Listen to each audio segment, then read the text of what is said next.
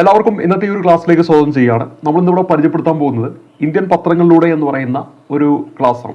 വരാൻ പോകുന്ന പരീക്ഷയിലൊക്കെ തന്നെ, ഇപ്പോൾ ഈ കഴിഞ്ഞ പരീക്ഷയിലൊക്കെ തന്നെ പലപ്പോഴായിട്ട് ചോദ്യങ്ങൾ വന്നുകൊണ്ടിരിക്കുന്ന, നമ്മുടെ ഈ സെക്രട്ടേറിയറ്റ് OALൊക്കെ തന്നെ വന്നുകൊണ്ടിരിക്കുന്ന ഒരു മേഖലയാണ്. നമ്മുടെ SCRT ടെക്സ്റ്റ് ബുക്കിൽ കൊടുത്തിരിക്കുന്ന കുറച്ച് കാര്യങ്ങളാണ് നമ്മളിവിടെ ഇന്ന് പഠിക്കാനായിട്ട് പോകുന്നത്. ഇവിടെ നമ്മുടെ ആദ്യത്തെ ചോദ്യം എന്ന് പറയുന്നത് ഇന്ത്യയിലെ ആദ്യത്തെ ദിനപത്രം ഏതെന്നാണ്. ഇന്ത്യയിലെ ആദ്യത്തെ പത്രം ഏതെന്നാണ് നമ്മുടെ ചോദ്യം. ഇന്ത്യയിലെ ആദ്യത്തെ പത്രം ഏതെന്നാണ് നമ്മുടെ ചോദ്യം. ഇവിടെ ഉത്തരമായിട്ട് വരേണ്ടത് ഓപ്ഷൻ ബി ആണ്, ബംഗാൾ ഗസറ്റ് ആണ്. ഇന്ത്യയിലെ ആദ്യത്തെ പത്രമാണ് ബംഗാൾ ഗസറ്റ്. ബംഗാൾ ഗസറ്റ് പത്രം ആരംഭിച്ചത് ആരെന്നാണ് നമ്മുടെ ചോദ്യം. ഉത്തരമായിട്ട് വരേണ്ടത് ഓപ്ഷൻ സി ആണ്, ജെയിംസ് അഗസ്റ്റസ് ഹിക്കി എന്നാണ് ഉത്തരമായിട്ട് വരേണ്ടത്. അപ്പോൾ ഇന്ത്യയിലെ ആദ്യത്തെ പത്രമാണ് ബംഗാൾ ഗസറ്റ്. അത് ആരംഭിച്ച ആരാണ്? ജെയിംസ് അഗസ്റ്റസ് ഹിക്കി ആണ്. ഇനി അടുത്തത് കൽക്കട്ട ജനറൽ അഡ്വൈസർ എന്ന് ആദ്യകാലത്ത് അറിയപ്പെട്ടിരുന്ന പത്രം ഏതാണ്? അവിടെയും ഉത്തരമായിട്ട് വരേണ്ടത് ബംഗാൾ ഗസറ്റ് ആണ്. അപ്പോൾ ബംഗാൾ ഗസറ്റ് എന്ന് പറയുന്ന ഈ ഒരു പത്രം ആദ്യകാലത്ത് കൽക്കട്ട ജനറൽ അഡ്വൈസർ എന്ന പേരിലാണ് അറിയപ്പെട്ടത്. കൽക്കട്ട ജനറൽ അഡ്വൈസർ എന്ന പേരിലാണ് അറിയപ്പെട്ടത്. ബംഗാൾ ഗസറ്റ് പത്രം ആരംഭിച്ച വർഷം എന്നാണ്.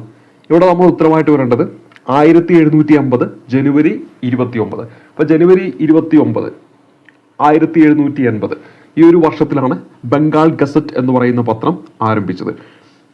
ബംഗാൾ ഗസറ്റ് പത്രം എവിടെ നിന്നാണ് ആരംഭിച്ചതെന്ന് ചോദിച്ചാലോ, ഉത്തരമായിട്ട് വരേണ്ടത് കൽക്കട്ടയിൽ നിന്നാണ്. ഓപ്ഷൻ സി ആണ് നമ്മുടെ ഉത്തരമായിട്ട് വരേണ്ടത്, കൽക്കട്ടയിൽ നിന്നാണ്. പത്രസ്വാതന്ത്ര്യവുമായി ബന്ധപ്പെട്ട് നിയമനിർമ്മാണം നടത്തിയ ലോകത്തിലെ ആദ്യ രാജ്യം ഏതാണെന്ന് വെച്ചാൽ അത് നമ്മുടെ സ്വീഡനാണ്. ഓപ്ഷൻ ബി ആണ് ഉത്തരമായിട്ട് വരേണ്ടത്. ഇനി അടുത്തത് പത്രസ്വാതന്ത്ര്യവുമായി ബന്ധപ്പെട്ട ഇന്ത്യൻ ഭരണഘടനയിലെ വകുപ്പ് ഏതാണ്? എത്രയോ തവണ PSC പരീക്ഷയ്ക്ക് ചോദിച്ചിട്ടുള്ളതാണ്.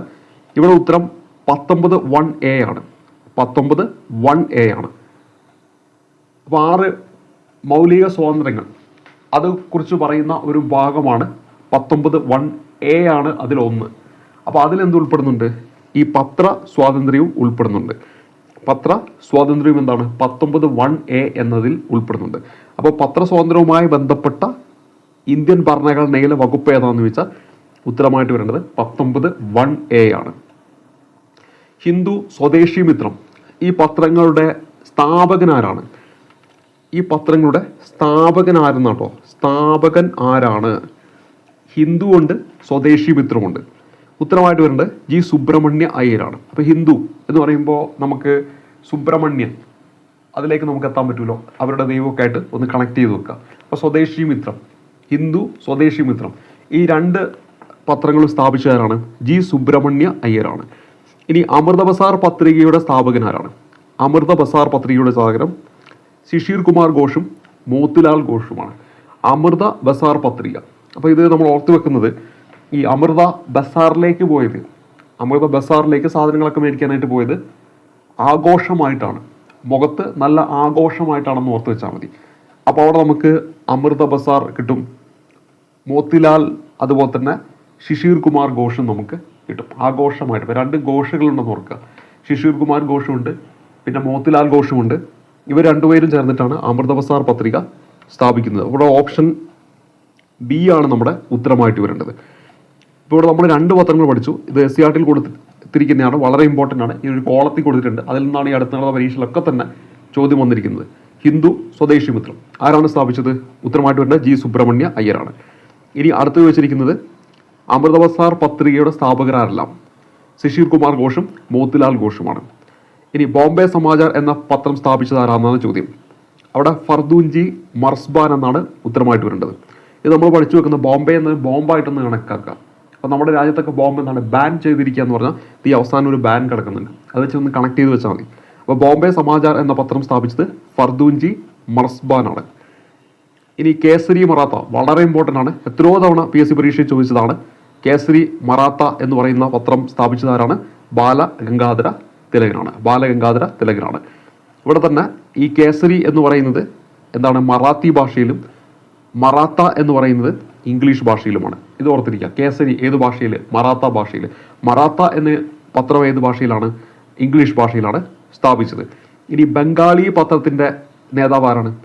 ഇവിടെ സുരേന്ദ്രനാഥ് ബാനർജിയാണ്. സുരേന്ദ്രനാഥ് ബാനർജിയാണ് ബംഗാളി എന്ന പത്രം സ്ഥാപിച്ചത്. ഇനി മറ്റൊന്ന് വോയിസ് ഓഫ് ഇന്ത്യ എന്ന പത്രത്തിൻ്റെ നേതാവ്, സ്ഥാപകൻ ആരെന്നാണ് നമ്മുടെ ചോദ്യം. സ്ഥാപകൻ ആരായിരുന്നു എന്നാണ് നമ്മുടെ ചോദ്യം.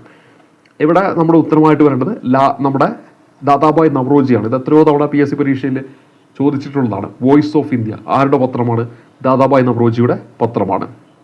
ഇനി ഷോം പ്രകാശ് എന്ന് പറയുന്ന പത്രം, ഇത് നമ്മൾ ഓർക്കാൻ വേണ്ടി നമ്മൾ ഈശ്വരൻ്റെയൊക്കെ പിറകിലായിട്ട് ഈ ചിത്രങ്ങളെ കണ്ടിട്ടുണ്ട്, ഒരു പ്രകാശവലയം ഉണ്ടായിരിക്കും അല്ലേ? അപ്പോൾ അത് വെച്ചിട്ട് നമ്മൾ ഈശ്വരചന്ദ്ര വിദ്യാസാഗർ, പ്രകാശ് ഈശ്വരചന്ദ്ര വിദ്യാസാഗറാണ് ഷോം പ്രകാശ് എന്ന് പറഞ്ഞ പത്രത്തിൻ്റെ സ്ഥാപകൻ എന്നാട്ടോ, നേതാവ് എന്നാണ് കൊടുത്തത്, തെറ്റായിട്ട് വന്നതാണ് സ്ഥാപകൻ. അപ്പോൾ ഷോം പ്രകാശ് എന്ന പത്രത്തിൻ്റെ സ്ഥാപകനാരായിരുന്നു? ഈശ്വരചന്ദ്ര വിദ്യാസാഗർ.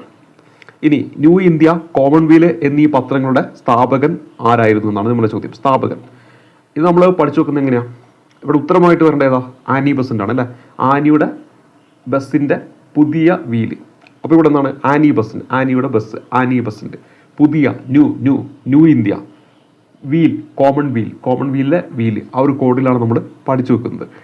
ഇനി അടുത്തത് യങ് ഇന്ത്യ ഹരിജൻ, ഇത് എല്ലാവർക്കും അറിയാം അല്ലേ? ആരാ? നമ്മുടെ മഹാത്മാഗാന്ധിയുടെ പത്രമാണ് യങ് ഇന്ത്യയും അതുപോലെ തന്നെ ഹരിജനും. ഇനി അൽ ഹിലാലും അൽ ബലാക്കും എത്രയോ തവണ ചോദിച്ചിട്ടുള്ളതാണ്. മൗലാന അബുൽ കലാം ആസാദ്, ആദ്യത്തെ വിദ്യാഭ്യാസ മന്ത്രിയായ, ഏറ്റവും കുറഞ്ഞ പ്രായത്തിൽ INCയുടെ പ്രസിഡന്റായ മൗലാന അബുൽ കലാം ആസാദിൻ്റെ പേരാണ് ഇവിടെ നമ്മുടെ ഉത്തരമായിട്ട് വരേണ്ടത്. അൽ ഹിലാൽ അൽ ബലാക്ക്, അൽ ഹിലാൽ അൽ ബലാക്ക്. ഇനി അടുത്തത് വന്ദേമാതരം പത്രത്തിൻ്റെ നേതാവാരാ? വന്ദലാല എന്നാണ് നമ്മൾ പഠിക്കുന്നത്. വന്ദേമാതരം പത്രം സ്ഥാപിച്ചായിരുന്നു കേട്ടോ. അപ്പോൾ അവിടെ നമ്മൾ വന്ദലാല എന്ന് പഠിക്കും. അപ്പോൾ വന്ദലാല, വന്ദേമാതരം, ലാല ആരാ? ലാല ലജ്പത് റായ്. ഇപ്പോൾ ഓപ്ഷൻ A ആണ് നമ്മുടെ ഉത്തരമായിട്ട് വരേണ്ടത്. നാഷൻ, സുധാരക്, ഹിതവാദ ഈ പത്രമാരുടേതാണ്? നമ്മുടെ ഗോപാലകൃഷ്ണ ഗോഖലെയുടേതാണ്. ഗോപാലകൃഷ്ണ. ഇവിടെ നാഷൻ എന്ന് പറയുന്ന പത്രമാരുടെയാണ്. അതുപോലെ സുധാരക് എന്ന് പറയുന്ന പത്രമാരുടെയാണ്. ഹിതവാദ ഇതൊക്കെ ആരുടെയാണ്? ഗോപാലകൃഷ്ണ ഗോഖലെയുടേതാണ്. ഓർത്തിരിക്കാം. G സുബ്രഹ്മണ്യ അയ്യർ സ്ഥാപിച്ച പത്രങ്ങൾ ഏതെല്ലാം നമ്മൾ ഓൾറെഡി പഠിച്ചതാണ്. ഏതാണ്? നമ്മുടെ ഹിന്ദു, സ്വദേശി മിത്രവും. ശിശിർ കുമാർ ഘോഷ്, മോത്തിലാൽ ഘോഷ് എന്നിവ സ്ഥാപിച്ച പത്രം ഏതാണ്? നമ്മൾ ഇതുവരെ പഠിച്ചൊന്നും കൂടെ റിവൈസ് ചെയ്യുകയാണ്, കാരണം ഇത് വളരെ ഇമ്പോർട്ടൻ്റ് ആയിട്ടുള്ള ഒരു ടേബിളാണ്. അതുകൊണ്ട് അതൊന്നും കൂടെ റിവൈസ് ചെയ്യുന്നത്. ശിശിർ കുമാർ ഘോഷ്, മോത്തിലാൽ ഘോഷ് എന്നിവ സ്ഥാപിച്ച പത്രം ഏതാണ്? ഉത്തരം കിട്ടുന്നുണ്ടെന്ന് വിചാരിക്കുന്നു. അമൃത ബസാർ പത്രിക. ഇനി അടുത്തത് ബാലഗംഗാധര തിലക് സ്ഥാപിച്ച പത്രങ്ങൾ ഏതെല്ലാമാണ്? ഉത്തരം കിട്ടുന്നു വിചാരിക്കുന്നു. കേസരി, മറാത്ത. അടുത്ത ആനി ബസന്റ് സ്ഥാപിച്ച പത്രങ്ങൾ ഏതൊക്കെയാണ്? ഉത്തരം കിട്ടുന്നു എന്ന് വിചാരിക്കുന്നു. ഓപ്ഷൻ C ആണ് നമ്മുടെ ഉത്തരമായിട്ട് വരേണ്ടത്. ന്യൂ ഇന്ത്യയും കോമൺവെൽത്തും. മഹാത്മാഗാന്ധി സ്ഥാപിച്ച പത്രങ്ങൾ ഏതൊക്കെല്ലാമാണ്? ഓപ്ഷൻ B അല്ലേ? യങ് ഇന്ത്യയും ഹരിജനുമാണ് ഉത്തരമായിട്ട് വരിക. മൗലാന അബുൽ കലാം ആസാദ് സ്ഥാപിച്ച പത്രങ്ങൾ ഏതെല്ലാമാണ്? ഉത്തരമായിട്ട് വരേണ്ടത് അൽ ഹിലാലും അൽ ബലാക്കുമാണ്. അടുത്തത് ദാദാഭായ് നവറോജി സ്ഥാപിച്ച പത്രം? Option B voice of India. ഇനി ലാലാ ലജ്പത് റായ് സ്ഥാപിച്ച പത്രം? വന്ദേമാതരം. ഓപ്ഷൻ B ആണ് ഉത്തരമായിട്ട് വരേണ്ടത്. ഇനി ഗോപാലകൃഷ്ണ ഗോഖലെ സ്ഥാപിച്ച പത്രം? നാഷൻ, സുധാരക്, ഹിതവാദ. ഓപ്ഷൻ C ആണ് ഉത്തരം. ഇന്ത്യൻ ഭരണഘടനയിൽ ഏത് വകുപ്പാണ് പത്രസ്വാതന്ത്ര്യവുമായി ബന്ധപ്പെട്ടത്? 19 1A ആണ്. ഇനി ഇന്ത്യൻ പത്രത്തിന്റെ പിതാവ് എന്നറിയപ്പെടുന്നത് ആരാണ്? ഇന്ത്യൻ പത്രം സ്ഥാപിച്ച ജെയിംസ് അഗസ്റ്റസ് ഹിക്കിയാണ്. ഓപ്ഷൻ B ആണ് നമ്മുടെ ഉത്തരമായിട്ട് വരേണ്ടത്.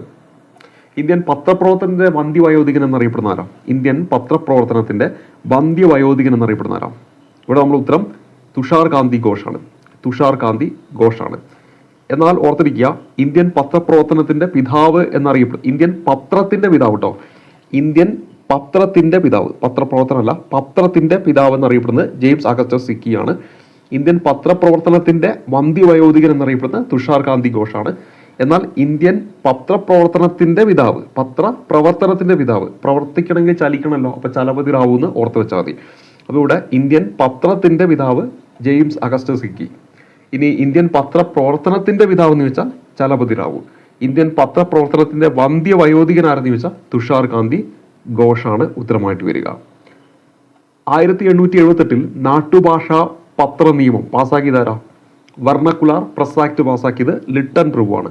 എല്ലാത്തിലും ഒരു 8 ഉണ്ട്. 1778 ഒരു 8 ഉണ്ട്, ലിട്ടണിൽ ഒരു 8 ഉണ്ട്, നാട്ടുഭാഷയിൽ ഒരു 8 കിടക്കുന്നുണ്ട്. ഇങ്ങനെയാണ് നമ്മൾ കണക്ട് ചെയ്ത് പഠിക്കുക അല്ലേ. ആൻഡ് ഇംഗ്ലീഷാണ് വർണ്ണക്കുലാർ പ്രസ് ആക്ട്. ഇനി അടുത്തത് പത്രമാധ്യമങ്ങൾക്ക് മേലുള്ള നിയന്ത്രണങ്ങൾ നിർത്തലാക്കിയ ഗവർണർ ജനറൽ ആരാണ്? ചാൾസ് മെറ്റ്കാഫ് ആണ് കേട്ടോ. ഓപ്ഷൻ C ആണ് നമ്മുടെ ഉത്തരമായിട്ട് വരേണ്ടത്. ലിബറേറ്റർ ഓഫ് ഇന്ത്യൻ പ്രസ് എന്നറിയപ്പെടുന്ന ആരാണ്? ഓപ്ഷൻ C ചാൾസ് മെറ്റ്കാഫിനെയാണ് അറിയപ്പെടുന്നത്. ഇനി ദേശീയ പ്രസ്ഥാനങ്ങളുടെ വളർച്ചയ്ക്ക് പത്രങ്ങൾ ഉപയോഗിച്ച ആദ്യ ഇന്ത്യക്കാരനായിരുന്നു വെച്ചാൽ നമ്മുടെ രാജാറാം മോഹൻ റോയ് ആണ്. ആരാണ്? രാജാറാം മോഹൻ റോയ് ആണ്. അടുത്ത ചോദ്യത്തിലേക്ക് വരാം. ഇന്ത്യൻ പത്രപ്രവർത്തനത്തിന്റെ പിതാവ് ജെയിംസ് അഗസ്റ്റസ് സിക്കി, ഇന്ത്യൻ പത്രപ്രവർത്തനത്തിന്റെ വന്ധ്യവയോധികൻ തുഷാർ ഗാന്ധി ഘോഷ്. ചലപതി റാവുവിനെ ഇന്ത്യൻ പത്രപ്രവർത്തനത്തിന്റെ പിതാവായി അറിയപ്പെടുന്നു. ഇന്ത്യൻ ദേശീയ പത്രപ്രവർത്തനത്തിന്റെ സ്ഥാപകൻ ആരെന്ന് ചോദിച്ചിട്ടുണ്ടെങ്കിൽ അവിടെ ഉത്തരമായിട്ട് വരുന്നത് രാജാറാം മോഹൻ റോയ് ആണ്. ഇന്ത്യൻ ദേശീയ പത്രപ്രവർത്തനത്തിന്റെ സ്ഥാപകൻ അതാരാണ്? രാജാറാം മോഹൻ റോയ് ആണ്. അതാണ് നമ്മൾ പറഞ്ഞത്, ദേശീയ പ്രസ്ഥാനങ്ങളുടെ വളർച്ചയ്ക്ക് പത്രങ്ങൾ ഉപയോഗിച്ച ആദ്യ ഇന്ത്യക്കാരൻ ആരാണ്? രാജാറാം മോഹൻ റോയ് ആണെന്ന കാര്യം ഓർത്തിരിക്കുക.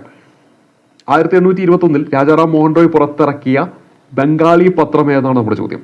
ബംഗാളി പത്രമാണ്. സംവാദ് കൗമുദിയാണ്. നമ്മൾ ഈ സംവാദ് കൗമുദി പലപ്പോഴും PSC പരീക്ഷ ചോദിക്കുന്നത് ഏത് ഭാഷയിൽ ആണെന്ന് ചോദിക്കും. അപ്പോൾ ഈ സംവാദ് എന്ന് പറയുന്ന പകരമായിട്ട് സംവാദ് എന്നൊന്ന് പഠിച്ചാൽ ബാ ബംഗാളി ആ ഒരു രീതി വേണമെങ്കിൽ ഒന്ന് കണക്ട് ചെയ്ത് വെക്കാനായിട്ട് പറ്റും. ഇനി അടുത്ത ചോദ്യത്തിലേക്ക് വരാം. രാജാറാം മോഹൻ റോയ് 1822 പുറത്തിറക്കിയ പേർഷ്യൻ പത്രം ഏതാണ്? ഉത്തരമായിട്ട് മിറാത്തുൽ അക്ബർ ആണ് ഇവിടെ നമ്മുടെ ഉത്തരമായിട്ട് വരിക. ഇവിടെ ഈ വർഷം ഓർത്തിരിക്കും, ഒരു പരീക്ഷയ്ക്ക് വർഷം തന്നെ ചോദിച്ചു. അതായത് വർഷം ഈ സ്റ്റേറ്റ്മെന്റ് രൂപത്തിൽ വന്നിട്ടുണ്ടായിരുന്നു. 1821. 21 അദ്ദേഹം സംവാദ് കൗമുദി പുറത്തിറക്കുന്നത്. തൊട്ടടുത്ത വർഷം ഏത് വരുന്നുണ്ട്? രാജാറാം മോഹൻ റോയ് 1822 ഏത് വരുന്നുണ്ട്? മിറാത്തുൽ അക്ബർ അദ്ദേഹം പുറത്തിറക്കുന്നുണ്ട്. ദേശീയ പത്ര ദിനം എന്നായിരിക്കും? ദേശീയ പത്ര ദിനം നമ്മൾ പറഞ്ഞു ജനുവരി 29 അല്ലേ? അന്നല്ല പത്രം ആരംഭിച്ചത്. അപ്പോൾ ജനുവരി 29 ദേശീയ പത്ര ദിനം. ദേശീയ പ്രസാധക അല്ലെങ്കിൽ അച്ചടി ദിനം എന്താണെന്ന് ചോദിച്ചാലോ അവിടെ നവംബർ 16. നവംബർ 16 ഓപ്ഷൻ സി ആണ്. ദേശീയ പ്രസാധക അല്ലെങ്കിൽ അച്ചടി ദിനം എന്താണെന്ന് ചോദിച്ചാൽ നവംബർ 16. ഇനി ലോക പത്ര സ്വാതന്ത്ര്യ ദിനം ചോദിച്ചാൽ മെയ് 3 കേട്ടോ. മെയ് 3 തീയതിയാണ്. ഇന്ത്യയിൽ പ്രാദേശിക ഭാഷയിൽ പുറത്തിറക്കിയ ആദ്യ പത്രം ഏതാണെന്ന് ചോദിച്ചാൽ ഇവിടെ നമ്മൾ ഉത്തരമായിട്ട് വരേണ്ടത് സമാചാർ ദർപ്പൺ ആണ്. സമാചാർ ദർപ്പൺ ഏതാണ്? സമാചാർ ദർപ്പൺ. ഇനി സമാചാർ ദർപ്പൺ ഏത് ഭാഷയിലാണ്?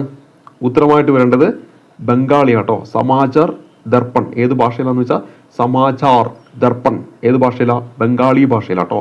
സമാചാർ ദർപ്പൺ ഏത് ഭാഷയിലാ? ബംഗാളി ഭാഷയിൽ.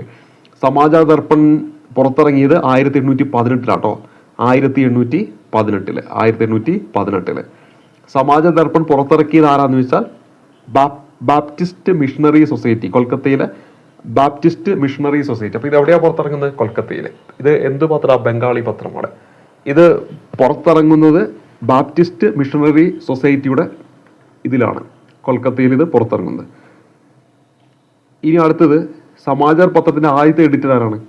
ആദ്യത്തെ എഡിറ്റർ ആരെന്ന് ചോദിച്ചാൽ ജോൺ ക്ലാർക്ക് മാർഷലാണ്. John Clark Marshal. ജസ്റ്റ് ഒന്ന് ഓർത്ത് വെച്ചാൽ മതി. ലോകത്തിലെ ഏറ്റവും കൂടുതൽ പത്രങ്ങൾ പുറത്തിറക്കുന്ന രാജ്യം ഏതായിരിക്കും? നമ്മുടെ ഇന്ത്യ തന്നെയാണ്. ഓപ്ഷൻ സി ആണ് ഉത്തരം. ഇനി ഇന്ത്യയിലെ ഏറ്റവും കൂടുതൽ പത്രങ്ങൾ പ്രസിദ്ധീകരിക്കുന്ന സംസ്ഥാനം ചോദിച്ചാലോ അത് നമ്മുടെ UP ആണ്. UP ഉത്തർപ്രദേശാണ്. ഇനി ഇന്ത്യയിലെ ഏറ്റവും കൂടുതൽ പത്രങ്ങൾ പുറത്തിറങ്ങുന്ന ഭാഷ ചോദിച്ചാലോ അത് ഏതാണ്? നമ്മുടെ ഹിന്ദി ഭാഷയിലാണ്. ഹിന്ദിയിൽ. രണ്ടാമത് വരുന്നത് ഏതായിരിക്കും? നമ്മുടെ ഇംഗ്ലീഷാണ്. രണ്ടാമത് വരുന്നത് ഇംഗ്ലീഷ്. അപ്പോൾ ഇന്ത്യയിലെ ഏറ്റവും കൂടുതൽ പത്രങ്ങൾ പുറത്തിറങ്ങുന്നത് രണ്ടാമത്തെ ഭാഷ ഇംഗ്ലീഷാണ്. ഇന്ത്യയിൽ നിലവിൽ പ്രസിദ്ധീകരണം തുടരുന്ന ഏറ്റവും പഴയ പത്രം ഏതാണ്? നമ്മൾ ആദ്യത്തെ പത്രമൊക്കെ നിർത്തിപ്പോയി, ബംഗാൾ ഗസറ്റൊക്കെ. നമ്മുടെ ഈ ബോംബെ സമാചാറാണ് ഉത്തരമായിട്ട് വരേണ്ടത്. അപ്പോൾ ബോംബെ എന്ന് പറയുമ്പോൾ ബാനാണ് നമ്മൾ ഓർത്തിരിക്കേണ്ടത് അല്ലേ? ബോംബെ സമാചാർ ആരാണ്? ഫർദൂൻജി മർസ്ബാൻ. അവിടെ കൊടുത്തിട്ടുണ്ട്. ആരാണ് സ്ഥാപിച്ചത്? ഫർദൂൻജി മർസ്ബാൻ ആണ് സ്ഥാപിച്ചത്. ഇനി ഇത് എന്നാണ് സ്ഥാപിച്ചതെന്ന് വെച്ചിട്ടുണ്ടെങ്കിൽ 1822. 1822. അപ്പോൾ 1822 നമ്മൾ വേറൊരു പത്രം അന്ന് വന്നത് നമ്മൾ പഠിച്ചു അല്ലേ? ഏത്? നമ്മുടെ രാജാറാം മോഹൻ റോയുടെ പത്രം മിറാത്തുൽ അക്ബർ അല്ലേ? അല്ല നമ്മൾ പഠിച്ചത് രാജാറാം മോഹൻ റോയുടെ ഏത് പത്രമാണ്? മിറാത്തുൽ അക്ബർ. നമ്മളിവിടെ പഠിച്ചല്ലോ. ഒരു ചോദ്യവുമായി ബന്ധപ്പെടുത്തിയിട്ട് നമ്മൾ ഇതിനു മുമ്പ് പഠിച്ചതാ. രാജാറാം മോഹൻ റോയ് 1822 പുറത്തിറക്കിയ പേർഷ്യൻ പത്രമാണ് മിറാത്തുൽ അക്ബർ. അപ്പോൾ മിറാത്തുൽ അക്ബർ ഏത് ഭാഷയാണ്? പേർഷ്യ. അതേസമയത്ത് നമ്മളിവിടെ പഠിച്ച സംവാദ് കൗമുദി 1821 അത് ഏത് ഭാഷയിലാണ്? സംവാദിലെ ബാ പിടിച്ചാൽ മതി. അപ്പോൾ അവിടെ നമുക്ക് ബംഗാളി ഭാഷ കിട്ടും. ഓക്കെ, ഇനി അടുത്തതിലേക്ക് വരാം. അപ്പോൾ നമ്മളിവിടെ എത്തി. നമ്മളിപ്പോൾ ഒരു പത്രം 1822 ബോംബെ ഗസറ്റ് സമാചാർ അത് ആരംഭിച്ച വർഷം നമ്മൾ പഠിച്ചു. 1822 ഇനി ബോംബെ സമാചാർ എന്ന പത്രത്തിന്റെ സ്ഥാപനം നമ്മൾ ഓൾറെഡി പറഞ്ഞു. ബോംബ് എന്ന് ഓർക്കുമ്പോൾ ബാൻ എന്ന് ഓർത്ത് വെച്ചാൽ മതി. ഇനി അടുത്തത് ഇന്ത്യയിലെ ആദ്യത്തെ സായാഹ്ന പത്രം അല്ലെ? സായാഹ്ന പത്രം ഏതാണെന്ന് വെച്ചാലോ നമ്മുടെ മദ്രാസ് മെയിൽ ആട്ടോ, വൈകുന്നേരങ്ങളിലൊക്കെ പ്രസിദ്ധീകരിക്കുന്ന പത്രം മദ്രാസ് മെയിൽ ഏതാണ്? മദ്രാസ് മെയിൽ. അതാണ് നമ്മുടെ സായാഹ്ന പത്രം എന്ന കാര്യം ഓർത്തിരിക്കുക. ഇനി അടുത്തത് പത്രങ്ങളെ ആദ്യമായിട്ട് ഫോർത്ത് എസ്റ്റേറ്റ് എന്ന് വിശേഷിപ്പിച്ചാർന്ന് ചോദിച്ചാൽ, അപ്പോൾ ഫോർത്ത് എസ്റ്റേറ്റ് എന്ന് അറിയപ്പെടുന്നത് എന്താണെന്നൊക്കെ ചോദിക്കും പരീക്ഷയ്ക്ക്. പത്രങ്ങളെയാണ് ഫോർത്ത് എസ്റ്റേറ്റ് എന്ന് പറയുന്നത്. അങ്ങനെ എഡ്മണ്ട് ബാർക്ക് എന്ന് പറയുന്ന ആളാണ് അങ്ങനെ വിശേഷിപ്പിച്ചത്. ആരാണ്? എഡ്മണ്ട് ബാർക്ക് എന്ന് പറയുന്ന വ്യക്തിയാണ് അങ്ങനെ വിശേഷിപ്പിച്ചത്. ഇനി ലോകത്തിലെ ആദ്യത്തെ വർത്തമാന പത്രം ഏതാണെന്ന് വെച്ചാലോ പീക്കിംഗ് ഗസറ്റ് ആണ്. ലോകത്താദ്യമായിട്ട്, ഇന്ത്യയിലെ ആദ്യത്തെയാണ് നമ്മൾ പഠിച്ചത് എന്ന് പറയുമ്പോൾ നമ്മുടെ ബംഗാൾ ഗസറ്റ് എന്ന് പറയുന്നത് ജെയിംസ് അഗസ്റ്റസ് ഹിക്കി, ജനുവരി 29, 1870 അല്ലേ, അത് സ്ഥാപിച്ച വർഷം. ഇനി പീക്കിംഗ് ഗസറ്റ് എവിടത്തെ പത്രം? നമ്മുടെ ചൈനയിലെ പത്രം കേട്ടോ, ചൈനയിലെ പത്രം. അപ്പം ഇത്രയും കാര്യങ്ങളാണ് നമുക്ക് അറിഞ്ഞിരിക്കേണ്ടത്, വളരെ ഇമ്പോർട്ടൻ്റ് ആണ്.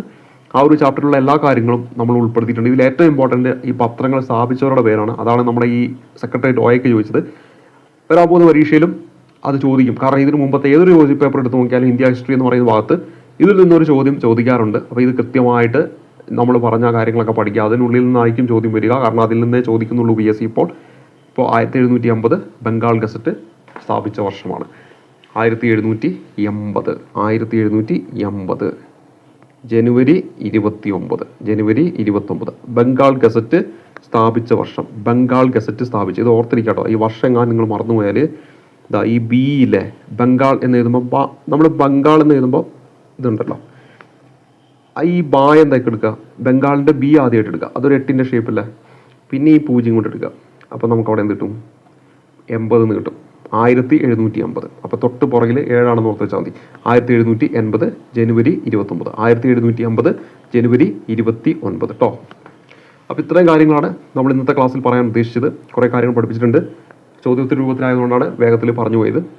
എല്ലാ കാര്യങ്ങളും ഇമ്പോർട്ടൻ്റ് ആണ്. നിരവധി തവണ പരീക്ഷകൾ ചോദിച്ചുകൊണ്ടിരിക്കുന്നതാണ്. ആ ഒരു ഇതിൽ തന്നെ കാണുക. ഈ ക്ലാസ് കണ്ടു കഴിയുമ്പോൾ തന്നെ പഠിക്കാൻ വേണ്ടി ശ്രമിക്കുക. കാരണം പിന്നീട് ഒരു സമയം ഇതിനു വേണ്ടി മാറ്റി വയ്ക്കരുത്. അടുത്ത ക്ലാസ്സിൽ കാണാം. അതുവരേക്കും നന്ദി, നമസ്കാരം.